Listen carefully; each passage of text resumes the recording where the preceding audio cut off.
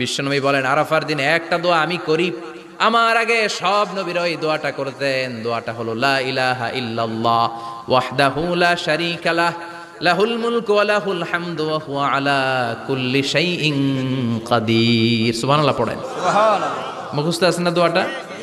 এটা পড়বেন। বিশ্বনবী আরাফার ময়দানে এই দোয়াটা পড়তেন। তাহলে বোঝা গেল বছরের সব দিন সমান না। সব দিন সমান না। বছরের সবচাইতে শ্রেষ্ঠ দিন হচ্ছে আরাফার দিন। কোন দিন? এবার বলেন বছরের সবচেয়ে শ্রেষ্ঠতম রাত কোনটা? কদরের রাত। ইন্না আনজালনাহু ফি লাইলাতিল কদরি ওয়া মা আদরাকা মা লাইলাতুল কদর লাইলাতুল কদরি খায়রুম মিন আলফি শাহর। হাজার মাসের চেয়ে সেরা। ওই রাতে ইবাদত করলে